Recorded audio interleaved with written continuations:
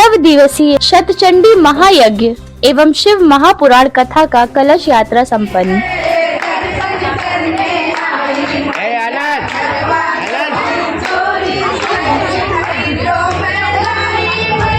वाराणसी आध्यात्मिक काशी एवं अलौकिक नगरी मानी जाती है। यहाँ पर सभी देवी देवता विराजमान हैं। काशी के महत्व का वर्णन वेद पुराण में भी मिलता है। इसी नगरी के शिवपुर क्षेत्र की पंचकोशीय परिक्रमा के चौथे पड़ाव शिवपुर में स्थित अत्यंत प्राचीन माँ अष्टभुजी का मंदिर है।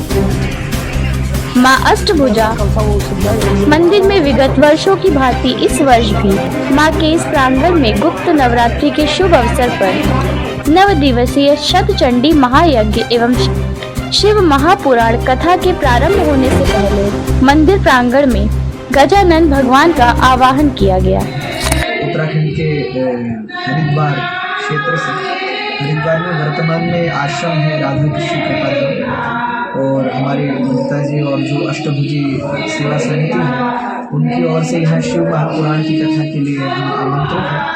उस कथा के प्रवचन के लिए ही हम यहाँ पहुँचे। आज कथा का प्रथम दिवस और कलश यात्रा का मंगल दिन है। अभी कुछ देर में ही कलश यात्रा प्रारंभ हो जाएगी, जो काशी के विभिन्न स्थानों में कलश यात्रा करके काशी के जनता को भक्तों को किस तरह के संदेश देना चाहते हैं अपनी ओर से? देखिए, काशी तो आदिकाल से ही विद्या की नगरी कही गई है।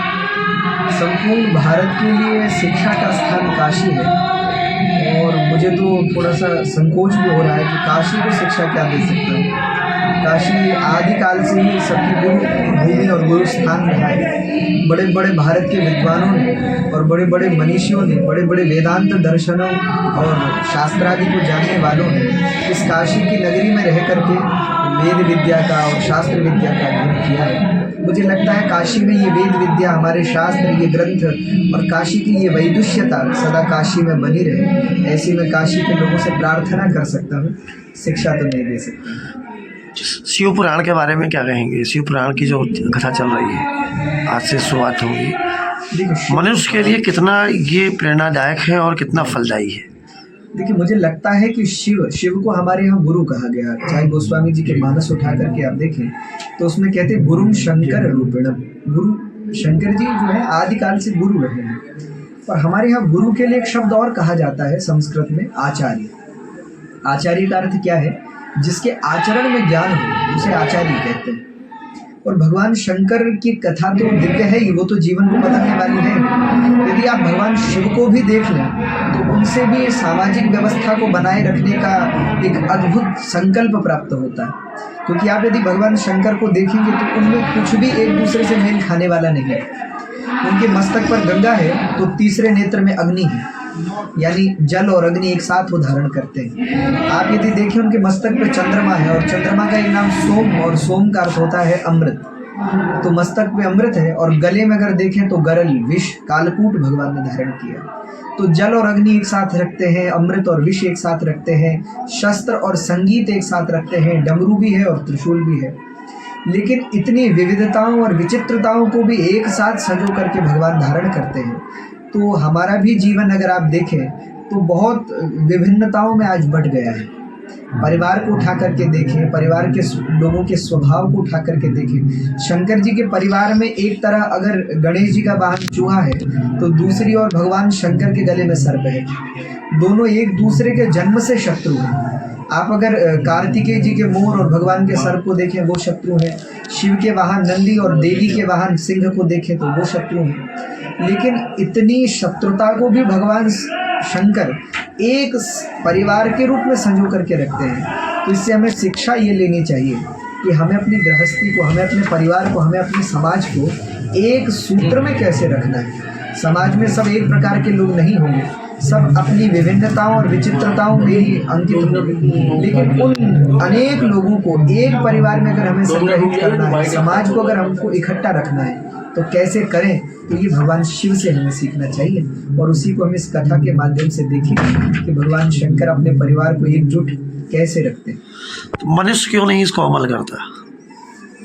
देखिए, मनुष्य अमल करेगा, पर उससे पहले का सिद्धांत भी है चिंतन। सबसे पहले श्रवण, श्रवण के बाद है चिंतन, चिंतन के बाद है निधिध्यासन, और निधिध्यासन के बाद है साक्षात्कार। पहले हम कथा सुनेंगे, उसके बाद हम चिंतन करेंगे, चिंतन के उपरांत उसे जीवन में उतारने का प्रयास करेंगे, और जिस दिन प्रयास करेंगे तो प्रयास एक ना एक दिन जरूर सफल भी होगा, और समाज एकजुट और एक सूत्र में जरूर पिरोया जाएगा। क्या लगता है इस कलयुग में कथा सुनने से ये सारे प्रयास सफल होंगे? देखिए, कथा तो आदिकाल से मुक्त करने वाली है। भगवान शंकर स्वयं कथा के सबसे बड़े वक्ता हैं। रामचरितमानस के वक्ता कह लीजिए या शास्त्र के वक्ता कह लीजिए, सबसे बड़े भगवान शंकर हैं। चाहे आप विज्ञान भैरव तंत्र उठाकर देखें तो भगवान शंकर बोल रहे हैं और पार्वती सुन रही हैं। आप यदि मानस उठा करके देखें तो भगवान शंकर बोल रहे हैं और पार्वती जी सुन रही हैं। शंकर जी आदि वक्ता हैं, और वो स्वयं पार्वती जी से कहते हैं, जब पार्वती जी ने भगवान को लेकर प्रश्न किया है तो शंकर जी वहाँ मानस में कहते हैं, धन्य धन्य गिरिराज कुमारी। शंकर जी कहते हैं कि देवी तुम धन्य हो, क्योंकि तुमने कथा को प्रकट करने का प्रयास किया। और मुझे लगता है कथा जैसे जीवन को परिवर्तित करती है, वैसे जीवन के परिवर्तन का और कोई साधन नहीं। इस कथा को लेके क्या कहेंगे काशी वासियों से? मैं तो सबसे यही निवेदन करूंगा, आपके महादेव की कथा है, आपके शंकर जी की कथा है, आप ज़रूर पधारें अष्टभुजी मंदिर और सपरिवार आएँ कथा श्रवण करने के लिए, कथा सुनने के लिए। आप आएंगे तो मुझे ऐसा लगेगा कि जैसे भगवान शंकर के परिवार से सब लोग पधारे हैं, और मैं तो यही मान के आया हूँ। वैसे तो हम सब शंकर जी का परिवार हैं, और काशी के लोगों पे भगवान शंकर की अत्यंत विशाल कृपा है। तो मैं तो सब काशी के लोगों को प्रणाम करूंगा, वंदन करूंगा, और उनसे प्रार्थना करूंगा कि आप सब यदि कथा में आएंगे तो हमारी कथा सार्थक होगी। आप जरूर पधारें अष्टभुजी।